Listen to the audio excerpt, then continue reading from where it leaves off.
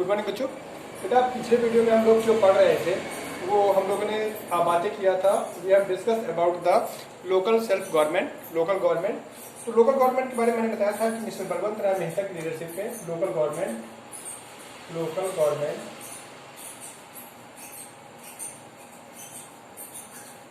के बारे में मैंने बताया था कि मिस्टर बलवंत राय मेहता की लीडरशिप में पंडित जवाहरलाल नेहरू ने एक प्रोग्राम, एक कमेटी ऑर्गेनाइज किया था, एक आयोग बनाया था।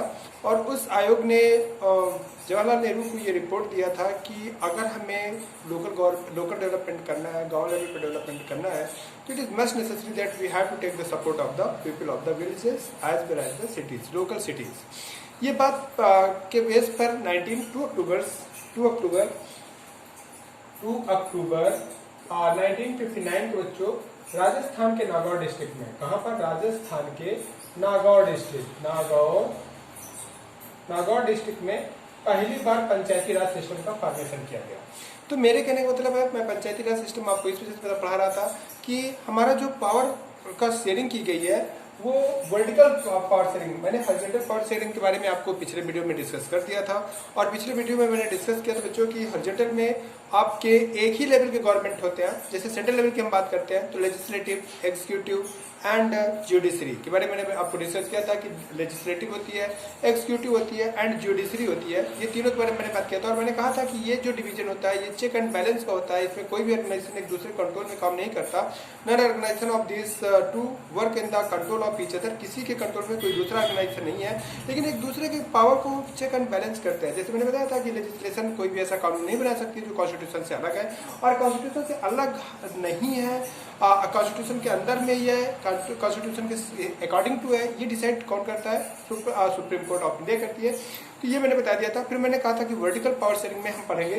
तो वर्टिकल पावर शेयरिंग में सबसे पहले बच्चों ऊपर जो होता है वो क्या होता है? सेंट्रल गवर्नमेंट होती है। सेंट्रल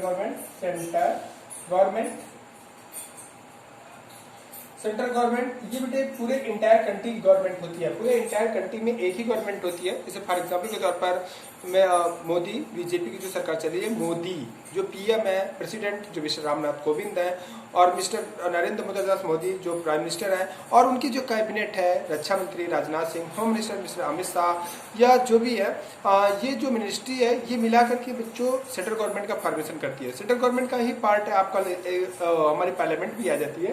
तो सेंट्रल गवर्नमेंट ये फॉर द इंटायर कंट्री के लिए होती है, फॉर द इंटायर कंट्री के लिए। और कॉन्स्टिट्यूशन के स्टार्टिंग में इसको 97 पावर दिए गए थे, सेंट्रल गवर्नमेंट को 97 पावर दिए गए हैं। और दूसरे नंबर पे सारे स्टेट की स्टेट गवर्नमेंट होती है। स्टेट गवर्नमेंट ये स्टेट वाइज अलग अलग होती है। हर स्टेट का अपना सीएम होता है, हर स्टेट का अपना गवर्नर होता है। गवर्नर, सीएम और उसी कैबिनेट मिलाकर के बच्चों स्टेट गवर्नमेंट का फॉर्मेशन करती है। तो हर स्टेट की अपनी एक गवर्नमेंट होती है जिसे स्टेट गवर्नमेंट कहते हैं। तो स्टेट गवर्नमेंट उसे कहा जाता है। इस सेंट्रल गवर्नमेंट कहीं ना कहीं स्टेट गवर्नमेंट के सेंट्रल गवर्नमेंट के का मतलब कंट्रोल में नहीं कह सकते, क्योंकि इंडिया एक फेडरलिज्म है, फेडरल सिस्टम है। और फेडरल सिस्टम में जो स्टेट गवर्नमेंट होती है वो सबऑर्डिनेट गवर्नमेंट नहीं होती है, मतलब सेंट्रल गवर्नमेंट के कंट्रोल में नहीं होती है।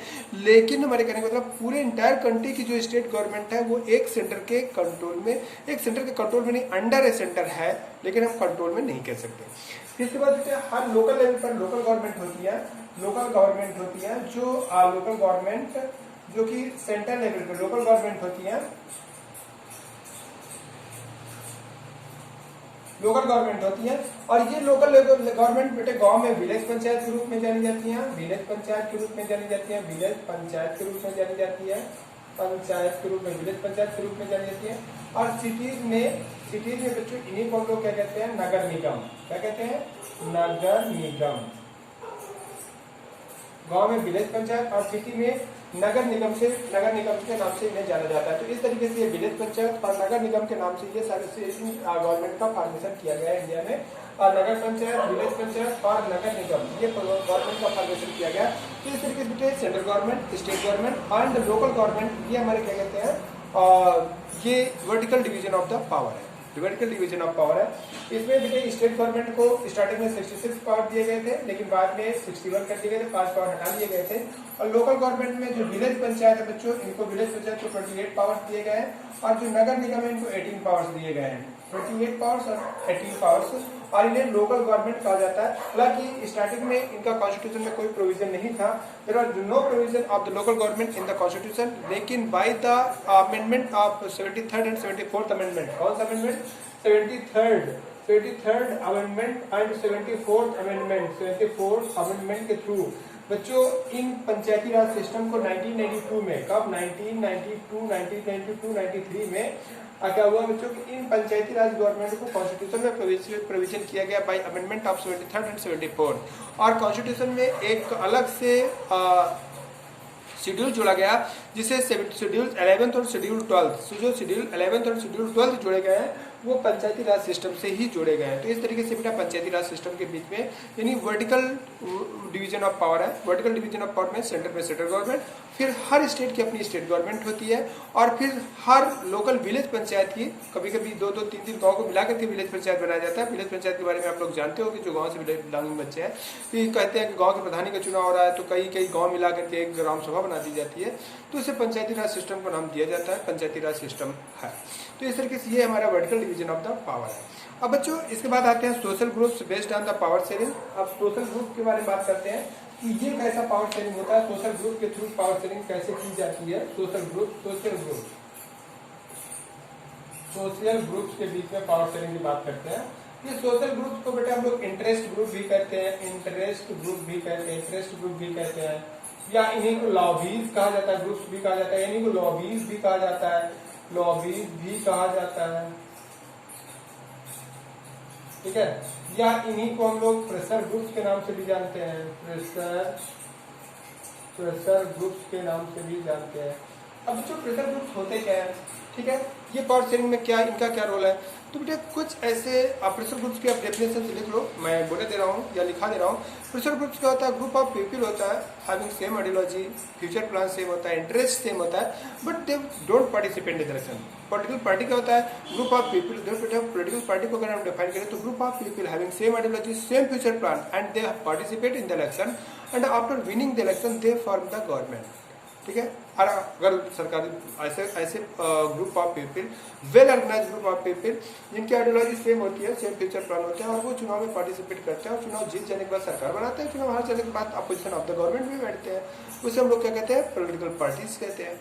और प्रेशर ग्रुप्स क्या होता है बेटा, प्रेशर ग्रुप्स भी ग्रुप ऑफ पीपल ही होते हैं, लेकिन आइडियोलॉजी सेम होती है उनकी, लेकिन they don't participate in the election and don't try to form the government. न चुनाव में पार्टिसिपेट करते हैं, न सरकार बनाने की कोशिश करते हैं, लेकिन they try to affect the policy of the government by their collective belonging, यानी अपनी यूनिटी की वजह से सरकार की पॉलिसी को अफेक्ट करने की कोशिश करते हैं। ऐसे ग्रुप ऑफ पीपल को लोग प्रेशर ग्रुप कहते हैं। तो प्रेशर ग्रुप्स क्या होता है, ग्रुप ऑफ पीपल होता है, हैविंग सेम आइडियोलॉजी होता है, सेम फ्यूचर प्लान होता है, और दे participate in the election, they don't participate in the election, लेकिन ठीक है। तो बेटा प्रेशर ग्रुप्स भी क्या करता है, पावर की शेयरिंग को करता है, पावर शेयर करता है। फॉर एग्जाम्पल के तौर पर मैं आपको बता दूं कि बीजेपी की सरकार चल रही है, भारतीय जनता पार्टी की सरकार चल रही है, जिसे बीजेपी कहा जाता है, और इसमें बेटा एक आरएसएस नाम का एक प्रेशर ग्रुप हम कह सकते हैं। ये धार्मिक रिलीजियस ग्रुप भी हो सकता है, या आपका जैसे किसान यूनियन, ये भी किसान यूनियन का नाम आप लोगों ने सुना होगा। किसान यूनियन कभी पार्टिसिपेट इलेक्शन में तो पार्टिसिपेट नहीं करती है, लेकिन वो सरकार के ऊपर प्रेशर डालती है कि आप ऐसा नहीं ऐसा काम करिए। फॉर एग्जाम्पल के तौर पर अभी 26 जनवरी को आप लोगों ने देखा होगा कि 26 जनवरी को उन्होंने किस तरीके से सरकार के ऊपर प्रेशर डाला, और सरकार ने 3 किसान कानून बिल पास किया था, 3 लॉज पास किए थे, जिसमें आपको प्राइवेट मंडी बनाने की, प्राइवेट मार्केट बनाने की बात की गई थी, और कॉन्ट्रैक्ट फार्मिंग की बातें की गई थी। थोड़ा डिफिकल्ट है, आप लोगों के लेवल का नहीं है, वरना समझाते कि कॉन्ट्रैक्ट फार्मिंग क्या है कि आप किसी भी इंडस्ट्री से कॉन्ट्रैक्ट कर लीजिएगा कि उस इंडस्ट्रीज के लिए आप रॉ मटेरियल उगाइएगा अपने खेतों में। बहुत सारी एग्रो बेस्ड इंडस्ट्रीज होती हैं जिनका रॉ मटेरियल एग्रीकल्चर से ही मिलता है, चाहे वो आपकी शुगर इंडस्ट्री हो, चाहे कॉटन टेक्सटाइल इंडस्ट्री हो, चाहे जूट इंडस्ट्री हो, सब एग्रो बेस्ड इंडस्ट्रीज होती हैं। तो क्या होता है कि आप मतलब इंडस्ट्रीज क्या करेगा, अपने किसानों से कॉन्टैक्ट करेगा और कि आप ये फसल उगाइए और इस बेस पे इतना पैसा हमसे दीजिए, और कॉन्ट्रैक्ट बेस्ड फार्मिंग, तो कमर्शलाइजेशन ऑफ द एग्रीकल्चर, इसी को हम कह सकते हैं। तो इसी के अपोज में अभी आप लोगों ने 26 जनवरी 25 जनवरी जो भी है हमने देखा कि किस तरीके से लाल किले पे जाकर के उन लोगों ने ऐसा करने की कोशिश किया। तो ये क्या है, किसान यूनियन ने इसको ऑर्गेनाइज किया था। तो क्या प्रेशर ग्रुप तो सरकार के ऊपर प्रेशर डाल रहे हैं कि नहीं आप ऐसा कानून मत बनाइए जो किसानों के लिए नुकसानदायक हो। नुकसानदायक है कि नहीं है ये डिसाइड करना हमारा काम नहीं है, इट इज़ नॉट मैटर। हाँ, इसके प्रॉफिट एंड लॉस में जरूर बता सकता हूँ कि क्या प्रॉफिट है क्या लॉस है, तो वो तुम्हारे कोर्स में नहीं है तो क्या जरूरत है पढ़ने की। तो आपको सिर्फ इतना समझना है कि किसान यूनियन एक प्रेशर ग्रुप का काम कर रही है, सरकार के ऊपर प्रेशर डालती है कि नहीं आप ऐसे नहीं ऐसे डिसीजन लीजिए। तो जितने भी आपके बिजनेस ग्रुप होते हैं, जैसे व्यापारियों का संगठन जो होता है, ये भी एक प्रेशर ग्रुप से चुनाव में पार्टिसिपेट नहीं करता, लेकिन सरकार को कहता है कि नहीं आप दुकानों को बंदी मत कराइएगा। मतलब ऐसे ऐसे सरकार को ट्रेडिशनली जो व्यापारी हैं उनके सपोर्ट में या उनके बेनिफिट में काम करता है। तो उसे हम लोग क्या बिजनेस ग्रुप कहते हैं। या किसान वकीलों का एक ग्रुप है, ऑल इंडिया क्या कहते हैं, काउंसिल ऑफ द लॉयर्स, ठीक है। तो उसके भी चुनाव होते हैं, आप लोगों ने सुना होगा। तो वो एक सरकार बनाने को लोग कोशिश नहीं करते। तो ये ऐसे ही क्या कहते हैं, हमारा आरएसएस है, आरएसएस या एक विश्व हिंदू परिषद भी है, आरएसएस है। तो आरएसएस एक क्या है, एक extended hand of the Bharatiya Janata party, एक प्रेशर ग्रुप है जो भारतीय जनता पार्टी के ऊपर प्रेशर करता है कि नहीं आप ऐसे नहीं ऐसे वर्क करिए। फॉर एग्जाम्पल आरएसएस की आइडियोलॉजी थी कि मंदिर बनेगा अयोध्या में, तो आरएसएस ने कहा बीजेपी को उसको अपना एजेंडा बनाना पड़ा और बीजेपी ने बनाया और है ना बाद में फैसला भी आया। तो मेरे कहने का मतलब है कि ये एक ऐसे प्रेशर ग्रुप्स होते हैं जो सरकार की पावर को यानी पावर ऑफ गवर्नमेंट को डिवीजन करते हैं, ठीक है, गवर्नमेंट के पावर को डिवीजन करते हैं। तो ऐसे ग्रुप जो पार्टी चुनाव में पार्टिसिपेट नहीं करते हैं लेकिन वो सरकार के पावर्स को अफेक्ट करने की कोशिश करते हैं, सरकार के पावर को डिवाइड करते हैं, सरकार के पावर को अफेक्ट करते हैं, ऐसे ग्रुप को बेटा हम लोग क्या कहते हैं, प्रेशर ग्रुप्स कहते हैं। तो powers sharing in the political parties and हाँ बच्चों, अब यहीं पर हम समझ लेते हैं कि among the different political parties के बीच में कैसे पावर की शेयरिंग की जाती है ना। Power sharing among the different political parties के बीच में पावर शेयरिंग कैसे की जाती है। ओके, तो इतना आप लोगों को समझ में आ गया होगा, इसको आप लोग समझिए बच्चों। डिफरेंट पॉलिटिकल पार्टी देखो बच्चों, अगर कोई भी पॉलिटिकल पार्टी देखो इंडिया का हम कॉन्टेक्स्ट लेके पढ़ते हैं, इंडिया को ही एक एग्जाम्पल लेकर पढ़ते हैं और देख लेते हैं। तो हम देख लेते हैं कि इंडिया में डिफरेंट पॉलिटिकल पार्टी के बीच में पावर शेयरिंग कैसे की जाती है, ठीक है। ये एक टॉपिक है, इसको समझने की कोशिश करते हैं। तो देखिए हम बात करते हैं, मान लेते हैं सेंट्रल गवर्नमेंट की हम बात करते हैं, सेंट्रल गवर्नमेंट की बात करते हैं, सेंट्रल गवर्नमेंट की बात करते हैं, ये सेंट्रल गवर्नमेंट की बात करते हैं। सेंट्रल गवर्नमेंट का एक कॉन्टेक्स्ट लेकर के हम समझते हैं कि इंडिया में पॉलिटिकल पावर को कैसे डिवाइड किया गया है। आज ये लास्ट टॉपिक है, आज के बाद आपका चैप्टर खत्म हो जाएगा। आप लोग इसको बहुत अच्छे से वीडियो को कई बार देखिएगा, किताब से पढ़िएगा और समझने की कोशिश करिएगा बच्चों, क्योंकि यही सब बेस हैं जो आपके आगे फ्यूचर के लिए आपके काम आएंगे। वरना आपको government, pressure groups, political party, collision government, ये लोकल गवर्नमेंट, सेल्फ गवर्नमेंट और ये क्या कहते हैं आपके सेंट्रल गवर्नमेंट, यही सब नहीं पता होगा तो आप कैसे बड़ी किताबों को समझ पाएंगे। तो इस वजह से आप एग्जाम के कॉन्टेक्स्ट में तो पढ़िए लेकिन बाकी भी पढ़िए। मैं कोशिश करता हूँ कि मेरा जो लेक्चर हो आपका थोड़े से कंपटीशन बेस पर हो, आपको थोड़ा सा कंपटीशन में फ्यूचर में सपोर्ट करे। तो हम बातें कोलिजन गवर्नमेंट की करेंगे कि कोलिजन गवर्नमेंट का कैसे गवर्नमेंट, तो देखो बच्चों इंडिया में क्या है, इंडिया में गवर्नमेंट बनाने का, सेंट्रल गवर्नमेंट के बारे में बात कर रहे हैं। गवर्नमेंट कैसे बनती है कि इंडिया के दो हाउसेज होते हैं। इंडिया में क्या होते हैं, एक लोकसभा होता है, एक राज्यसभा होता है। लोकसभा और एक पार्ट होता है जो राज्यसभा होता है। क्या होता है, राज्यसभा। देखो लोकसभा के पास जो इसमें इलेक्टेड मेंबर है 543 है और 2 नॉमिनेटेड होते हैं, टोटल 545 होते हैं, ठीक है। ये इलेक्टेड होते हैं, ये नॉमिनेटेड होते हैं। नॉमिनेटेड किसके थ्रू, बाय प्रेसिडेंट के थ्रू। राज्यसभा में 250 मेंबर्स हैं, जिसमें से 238 इलेक्टेड होते हैं, लेकिन डायरेक्ट इलेक्टेड नहीं होते बच्चों। राज्यसभा मेंबर का इलेक्शन डायरेक्ट नहीं होता है और मतलब मेंबर ऑफ लेजिस्लेटिव काउंसिल के मेंबर के लेजिस्लेटिव असेंबली के मेंबर के थ्रू किया जाता है। और 12 इसमें नॉमिनेटेड होते हैं, इसमें ये इलेक्टेड होते हैं लेकिन डायरेक्ट इलेक्टेड नहीं होते और ये नॉमिनेटेड होते हैं। तो बच्चों बात हम कर रहे थे कि जब जो पार्टी लोकसभा में मेजोरिटी गेन करती है वो ही सरकार बनाती है। गवर्नमेंट किसी बनती है जिसको लोकसभा में मेजोरिटी, जिस पार्टी को लोकसभा के इलेक्शन में मेजोरिटी मिलती है, मतलब मेरे कहने का मतलब 545 के आधे ज्यादा, कितना 2 2 4 2 7 273 या 273 से ज्यादा किसी पार्टी को मेजोरिटी मिलती है तो उसी पार्टी की सरकार बनती है। किसकी सरकार बनेगी? जिसको मेजोरिटी मिलेगी। किसमें? सिर्फ लोकसभा में। बेटे सरकार बनाने के लिए हमें राज्यसभा में मेजोरिटी की कोई जरूरत नहीं होती है। हमारे पास राज्यसभा में एक भी मेंबर नहीं है और हमने लोकसभा में मेजोरिटी गेन कर लिया तो हमारी सरकार बनेगी। ठीक है, हम सरकार बनाएंगे। हम मतलब कोई भी पार्टी, हम नहीं सरकार बनाएंगे, मतलब कोई भी पार्टी सरकार बनाएगी। तो यहाँ पर बातें मैं ये कर रहा था कि आप मान लेते हैं कोई भी पार्टी 273 का आंकड़ा नहीं गेन कर पाती है। कोई भी इलेक्शन होते हैं और किसी भी पार्टी को 273 की मेजोरिटी नहीं मिल पाती है तो ऐसे सिचुएशन में कई पार्टियां मिलकर के सरकार बनाती हैं। 2 या 2 से ज़्यादा, 2 और मोर देन 2 से ज़्यादा पॉलिटिकल पार्टी आपस में मिलकर के सरकार बनाती है। और ऐसी गवर्नमेंट को बेटा हम लोग कोलिशन गवर्नमेंट कहते हैं, कोलिशन गवर्नमेंट कहते हैं, या देहाती ठेठ भाषा में उसे हम लोग गठबंधन की सरकार कहते हैं। कई लोग मिलकर के गांठ बांध लेते हैं और साथ आ जाते हैं। तो व्हाट इज कोलिशन गवर्नमेंट? तो बेटा यहाँ पर अलायंस की गवर्नमेंट भी होती है और कोलिशन गवर्नमेंट भी होती है। माइन्यूट डिफरेंस होता है अलायंस और कोलिशन। देखो क्या होता है अलायंस, क्या होता है कि जब पॉलिटिकल पार्टीज इलेक्शन के पहले अपना ऑर्गेनाइजेशन बना लेती हैं, अपने इलेक्शन के पहले ही ग्रुप बना लेती हैं और इलेक्शन को ग्रुप में पार्टिसिपेट करती हैं। ग्रुप में जिसे कहते हैं जब बीजेपी और कई पार्टियां मिलकर के एक साथ बन जाती है और फिर वो अपने कैंडिडेट डिवाइड कर लेती है। यहाँ से आपका कैंडिडेट लड़ेगा तो हमारा नहीं, हमारा लड़ेगा तो आपका नहीं, और एक दूसरे को सपोर्ट करते हैं। तो जब वो कई पॉलिटिकल पार्टी का ग्रुप बिफोर इलेक्शन बन जाता है और मिल करके इलेक्शन लड़ते हैं तो उसे हम लोग अलायंस कहते हैं। क्या कहते हैं बच्चों? अलायंस कहते हैं। और कोलिशन गवर्नमेंट कहते हैं, कोलिशन गवर्नमेंट कहते हैं जब हम सरकार चुनाव हो जाने के बाद किसी पार्टी को मेजोरिटी नहीं मिलती है और कई पार्टियां मिल करके अलायंस और कई पार्टियां मिल करके सरकार बनाती है तो ऐसे गवर्नमेंट को हम लोग बेटा कोलिशन गवर्नमेंट कहते हैं। तो अलायंस, इंडिया में 2 अलायंस काम कर रहे हैं इस समय। वैसे तो 3 का नाम लिया जा सकता है लेकिन 2 मेन है। एक एनडीए है, एनडीए मतलब national democratic alliance, NDA national democratic alliance, और ये लीड किया जाता है बीजेपी के थ्रू। इसकी मेन पार्टी जो है वो बीजेपी है। और दूसरा बच्चों यूपीए है, यूपीए और ये लीड किया जाता है कांग्रेस के थ्रू। इसकी मेन पार्टी क्या है? कांग्रेस है। बीजेपी और कांग्रेस के थ्रू ये लीड किए जाते हैं। तो मेरे कहने का मतलब है कि जब एक पार्टी की सरकार नहीं बनती है तो कई पार्टियां मिलकर के सरकार चलाती हैं, सरकार बनाती हैं।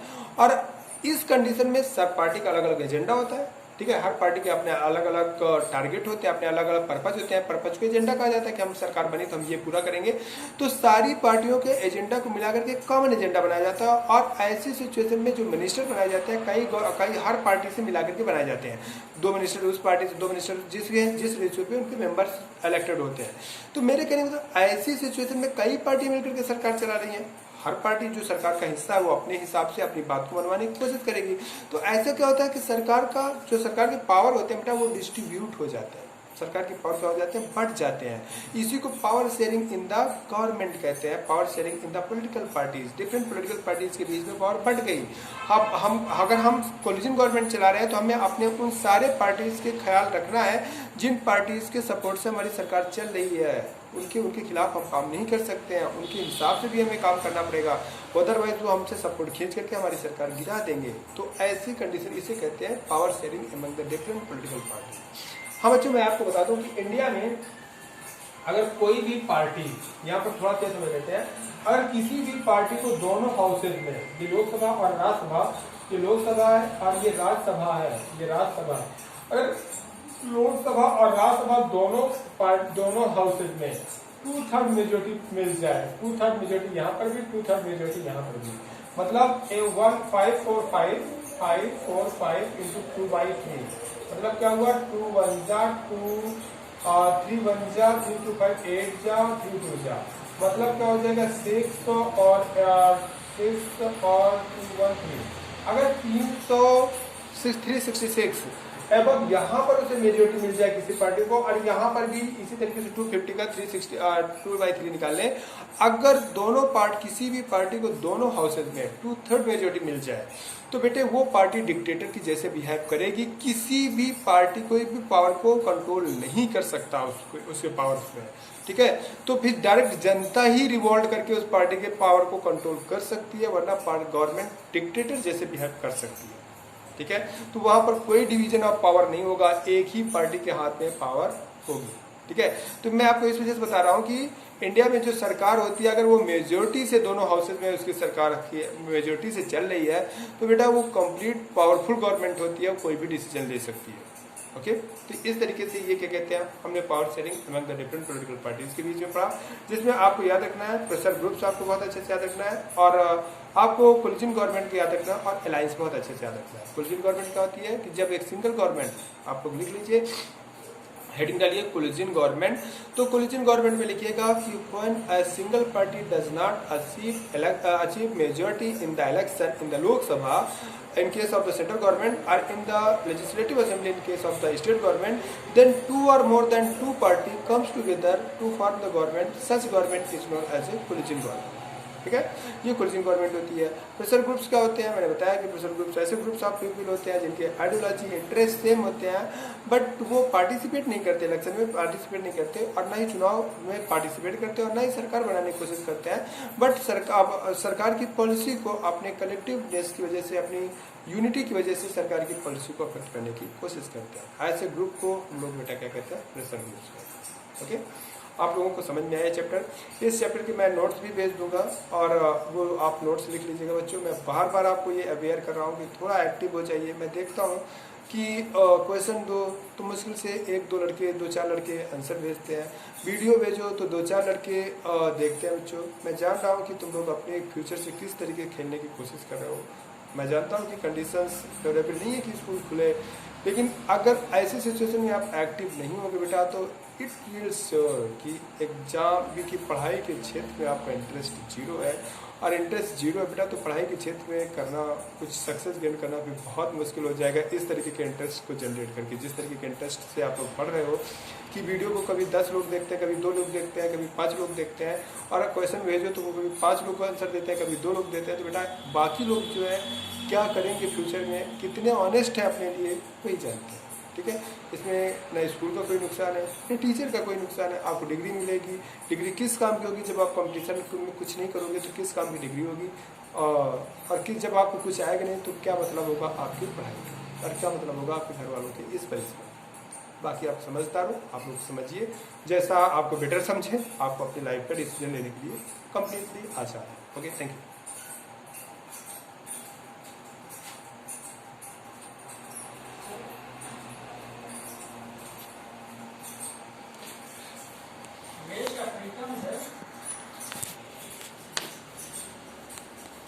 अरे वीडियो है कट रहा है यार।